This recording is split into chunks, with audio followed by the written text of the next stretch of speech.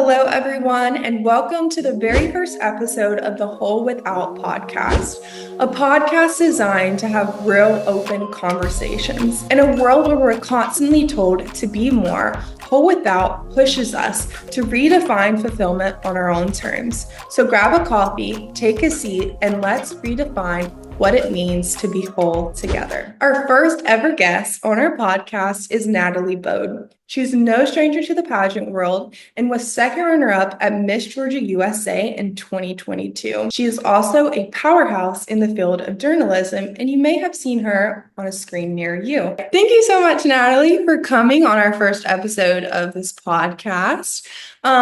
Let's just start off by giving them a little bit of an introduction about you and about your personal story that you're going to share with us today. Absolutely. Well, first of all, thank you so much for having me. And whenever I learned the title of this podcast and really more about your story, Denim, it felt so compelling to me to share mine because I think although it's a little bit of a different situation, we do have some similarities. So my story within pageants and philanthropy, and really one of the reasons I wanted to start doing pageants is because I grew up for the most part living with a single dad. My mom got brain cancer when I was 3 weeks old. At the time, she had 3 daughters, all under the age of 5, and she was in her early 30s. So it was a very heartbreaking time, obviously, for my family, and I was so young. I was an infant.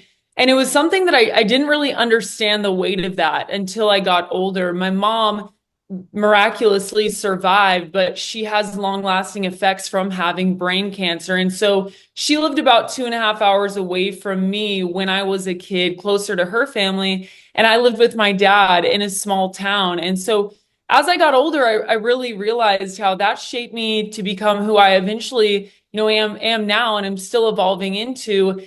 And it took more time for me to really reflect and understand what that did to my mom, what that did to my family, and in turn, what it taught me. But I think the biggest reason that I want to share that and even talk more about it with you is because, I say it and it seems heavy and it seems sad, but I genuinely believe that each of us go through whatever adversity we're thrown in life, because no matter who you are, you're going to go through hard times and it's meant to shape us in some way. And so if you can look at that obstacle and find an opportunity within it, or even share in vulnerability with others, there's so much room to create positive growth and change and really heal from your circumstances. Yeah, absolutely. I completely agree with you. To me, the biggest thing that stuck out in what you said is just shifting your perspective. I think that it's so easy to look at things in such a negative perspective, but really looking at them in a positive light. And like you said, everything that we go through happens for a reason. And obviously yours is very heavy, and I'm so sorry that you experienced that. But it made you grow into who you are as a woman today. And even with mine, growing up with a father that struggled with addiction, and sometimes even for me being ashamed of that and insecure, and feeling a sense of like being alone at even father-daughter dances when I didn't have that same experience as everyone. I believe that if I didn't go through that, I wouldn't be who I am today. And I think that's really powerful when you just shift your perspective and realize that everything can be used in a positive way. The next question that I want to ask you, you highlighted it a little bit that you grew up with your father, and obviously that wasn't from your own choices, but how did that really change your confidence and maybe your ambitions? Do you think that affected in a way growing up with just your father, or did it not really change much? I think it certainly did, probably without me knowing at the time. And I did still get to see my mom growing up, and she did really have an effect on me because although most of my time was spent with my dad, one thing I came to appreciate when I got older is that my mom carries such extreme strength and a sense of fortitude because she overcame cancer and continues to live her life in the face of that. And even with some of those things that she still struggles with today, or it's not quite the same, and she has a disability from it, it's just something that I didn't appreciate until I got older. And it really did develop a sense of resilience in me and wanting to do things for my mom. So that's always part of my spirit. Like I always want to live life to the fullest, do things in honor of her, even when I'm volunteering and things like that. But when it comes to living with my dad, on the day to day, and having 3 other sisters, and living in that space where there's not a mom around a lot of the time, I think honestly, Denim, I just wasn't super feminine. And that was something I kind of came into later, but I have a passion for sports. I report on sports and poker, and I credit a lot of that to my dad. And my career, I think, was shaped from that upbringing and things that I shared with him. But alongside that and just some innate qualities, I think that it developed in me. I've always been extremely intrinsically motivated. And I think that that's a result of my father and my circumstances garnering a strong sense of independence. And one thing that my dad did, you mentioned confidence. And one thing that he always enveloped in me just through his actions is he never told me I couldn't do something or discouraged me or even made me think for a second it wouldn't be possible. So when I wanted to be in a school play when I was in fourth grade and try out for the lead role, that's something my dad, he had nothing to do with. He had never done anything like that. He's like, yeah, why don't you do it? I ended up getting the role later in life. When I was in high school, I was a junior in high school. And now this is even a little bit more crazy to me than back then, because I think about it from the lens of a parent. I was maybe 16, 17, and I wanted to play club soccer. I played a lot of sports growing up, but we didn't have any club sports where I lived. And travel teams, I'm like, that's where you can really get better. If I wanted to play in college, here's where I could get noticed. So I asked my dad, I said, can I try out for this team? And I knew I would have to drive 2 hours to practice a week. I would have two practices a week. I'd have to drive an hour into Houston each way. And then I would have games in Houston on Sundays. And most parents, I think they'd be like, absolutely not. My dad let me. I tried out for the team. I would drive myself to a major city 2 or 3 times a week. And I had his support and belief. And I feel like confidence that he knew I was responsible enough to do that. And he enabled that in me. So early on, I think that, my personality was defined by a lot of drive, a lot of independence, and fueled from the belief of my father, and really what I've gotten from the fortitude and ability to overcome adversity from my mom. Those things gave me a strong sense of not only confidence, but confidence knowing that, I'm Natalie and that's enough, and I don't have to be anything else. But what I feel to chase, I feel fully empowered to do so because of those circumstances and both of my parents. Wow, that's awesome. That's really, really powerful.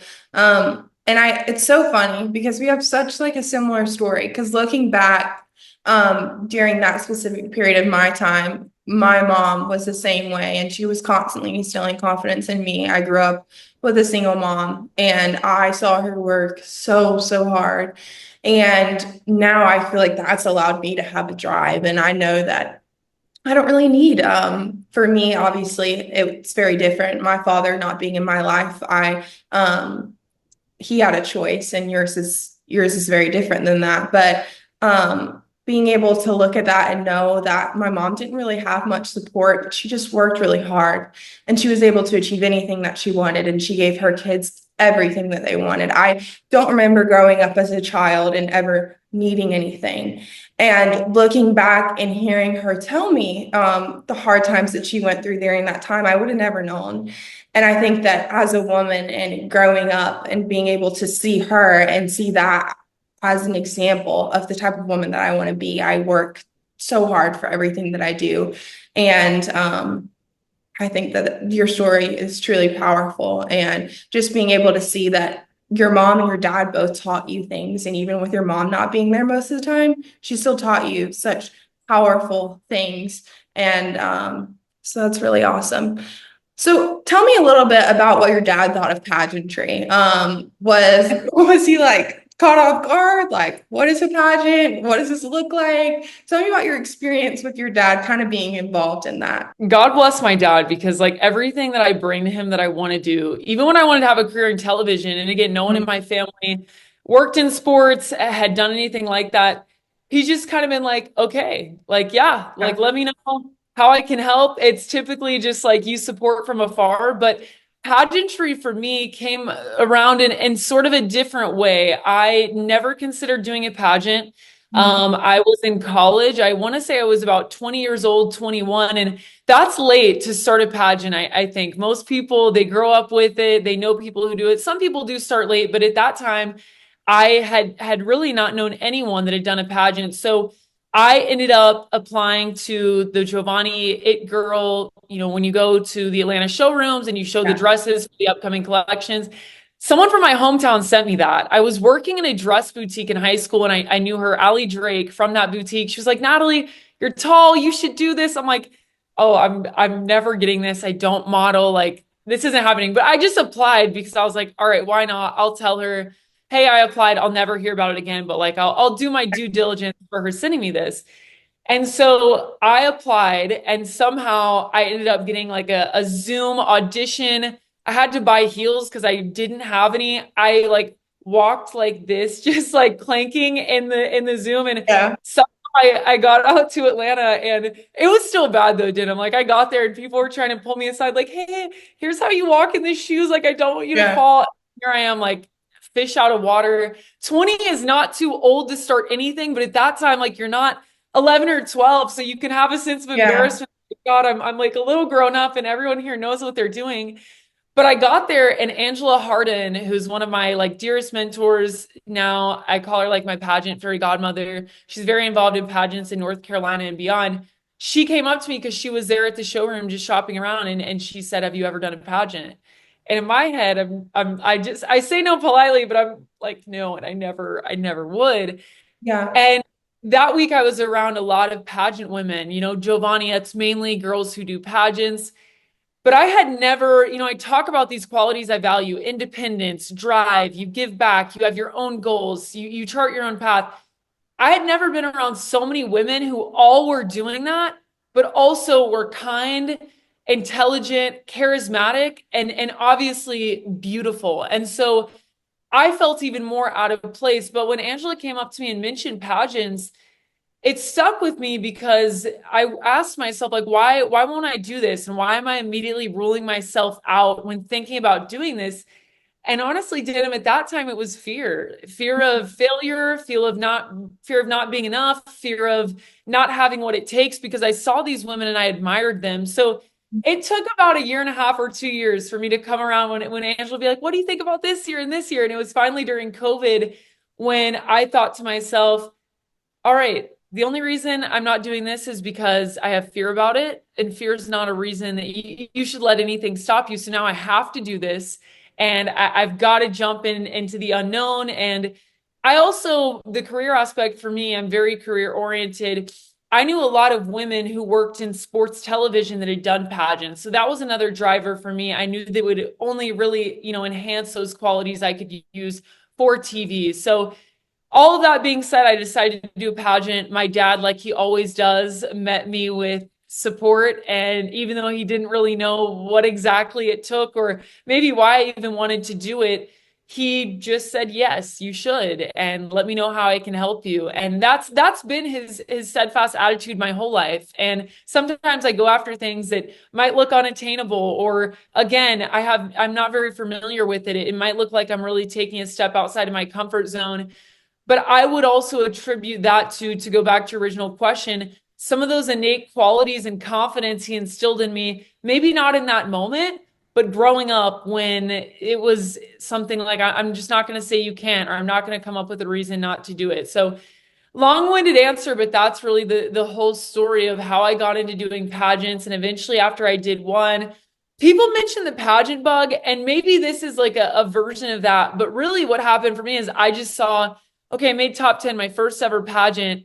I bought a dress like a couple weeks before. I tried it on the week of the pageant. I didn't have coaching. I just was kind of like, okay, I thought, you know what? I can do a lot better at this. And when sports ends and life, you're still trying to become the best version of yourself. I personally don't know a better way to do that than through pageantry, and giving back, and philanthropy is obviously kind of a subsection of pageants. So through those two, I really think that I've continued to evolve and grow in a way that I otherwise would not. It's crazy because I remember looking back at the first time I did Georgia Teen USA. And me and my mom, we just had no idea. We just went in it so blindly. And I had I bought like just a Sherry Hill prom dress. It was my first ever Sherry Hill. And so naturally, I was like freaking out. I was like, oh my gosh, I have a Sherry Hill. Like, I'm so excited. And then I go to rehearsal and I have like a flannel on. And I remember looking around and being like, oh my gosh, I look crazy. Like these girls are serious about this, and I'm in just like a flannel and some jeans. I looked insane. And then I went on stage in a prom dress, but it was the same thing for me. I got top 15 and I realized, I'm capable. And I think it was just kind of like that aha moment. Like, okay, I'm a little small town girl from Winter Robins, and these girls are really serious, and that's okay. And the next year, I was able to go back and I surprised myself, and I got first runner up. And I look back at the video, and people were like, "Were you crying because you didn't win?" And I was like, "No, I'm crying because I'm here. Like, I'm first runner up at Miss Georgia Teen USA. Like, I didn't even think I was going to make top five. Now I'm top five, and they keep calling other girls' names and not mine. I'm like, okay, I'm next. Come on now. Give me third runner up, give me fourth runner up. And I think, like you said, it's just for me, it was that big thing of realizing, okay, I am capable. Like I don't have to keep saying no to these opportunities. They're not too big. And for me, the biggest thing that I feel like got me to where I was just the hard work and dedication and not stopping. And that was something that my mom instilled in me at a very young age. I heard that you talked a little bit about fear, and I think that a lot of girls in the pageant community, whether they're young or old, they struggle with fear and going into something and maybe feeling like they're going into it blindly or they're just not as confident. So tell me a little bit about like some things that you did to maybe help you overcome that fear in pageantry, or just in life in general. Well, first, I just think it's hilarious how like our stories in different ways parallel each other. And like you were even younger, which I think is even you're still in school at that time. You're way more Yeah, concerned with what people think. It's kind of like so I love that. That's hilarious because that's how I was feeling, except I was like 21 years old.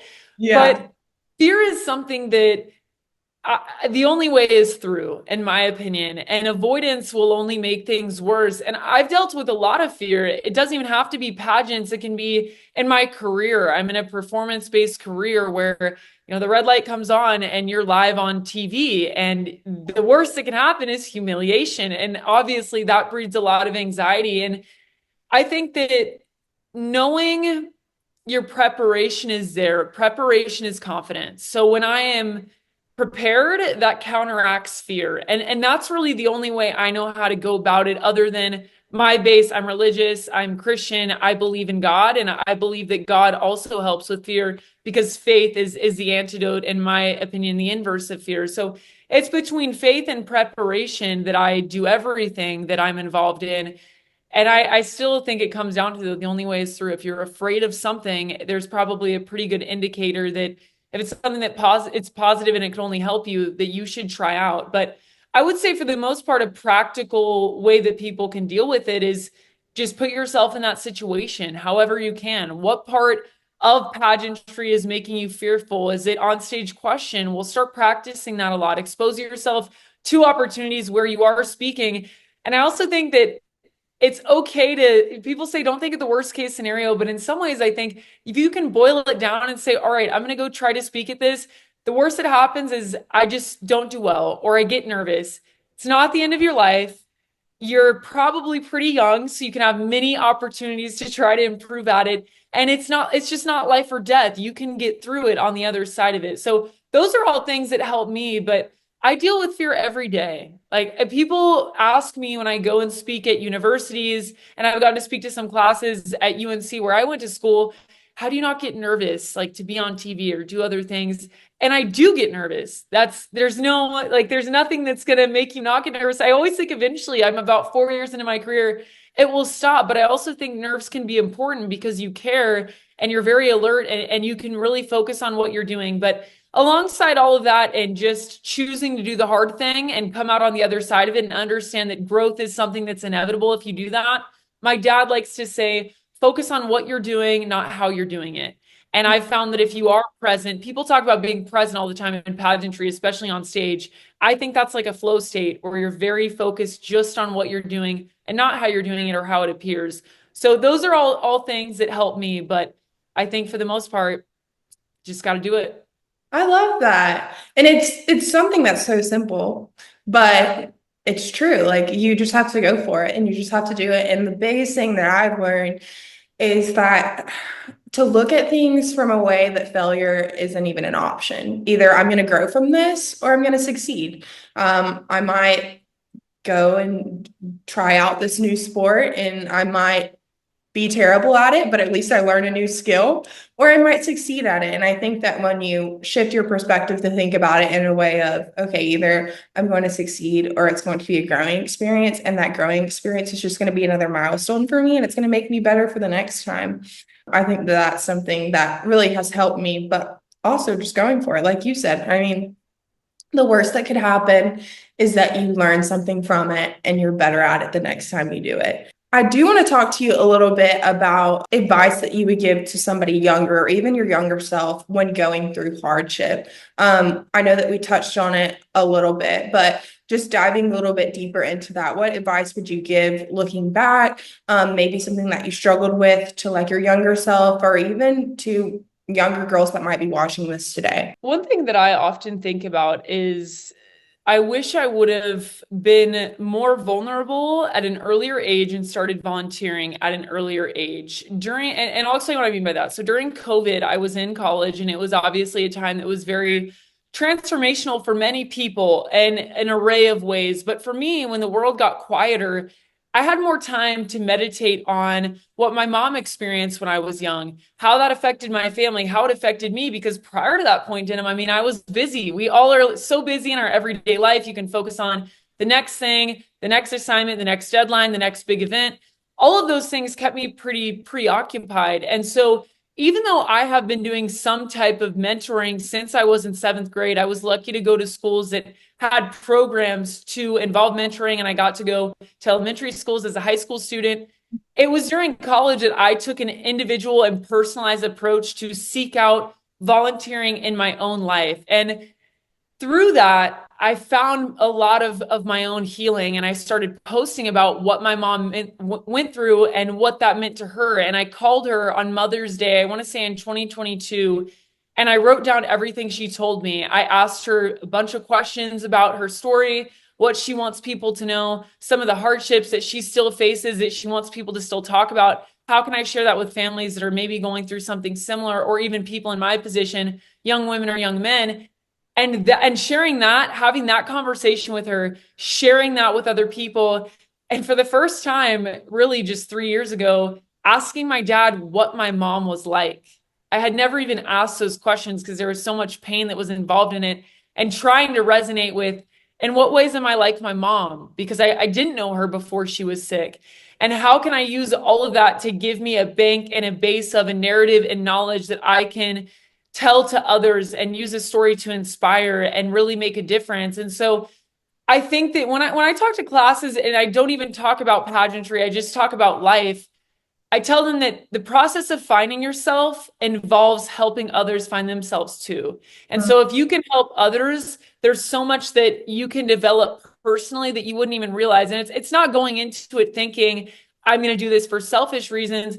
It's going into it knowing that every single person has gone through something, and every challenge you go through, someone else is going through it too. So that made the biggest difference in my life, simply just deciding to share what I've been through, share the difficulties, share things that maybe other people wouldn't, or they would be hesitant because they do want to appear to have a perfect life. I think it's much more impressive to persist in the face of adversity, to do things that you've set out to do that are impressive, but it's because you've overcome challenges. And knowing that you can achieve something impressive, and the base of that isn't to impress others, it's to share a story to say you can do this too, and you can still achieve no matter what's stopping you. So those things I wish I would have done earlier. I think that everything happens at the time that it should, but if everyone out there could find a way to use something that they've gone through and overcome and help someone else overcome that challenge. I'm big on mentorship. I think if everyone set out to mentor in some way that they could, what you would see is communities change. You'd see towns and cities change, states change, and you would see a world change. That's the larger mission of mentorship. But I think it can start with personal stories of overcoming and sharing them. Yeah, absolutely. Well, statistically, I mean, it's proven 1 in 3 kids don't have a role model and they don't have a mentor and someone to look up to. And I do believe, like you said, if we would just open up and share our story, and for so long, I was so ashamed of my story, and now I am sharing it. And I even remember initially making the Facebook post, I kind of panicked. I was like, oh no, I'm like putting it out there. Like now everyone knows I can't really take it back. But I literally ended up in tears by the end of the night, being able to see all these people reach out to me and tell me that my story really impacted them, or they were facing something like that. Their daughter might have been facing something like that. And being able to know that your story can make such an impact. I think that it's truly such a special thing. And hiding it doesn't help it, like the amount of years that I hid in pageantry, that my dad struggled with addiction and he didn't really show up for me. And it became something that I was insecure about going into adulthood. It didn't help me. I wasn't able to help other people through the same situation that they had been going through and they had been facing. And I didn't even know because I wasn't sharing my personal story. And even like you said, being able to be a mentor, it not only is impacting others, but it's also healing you.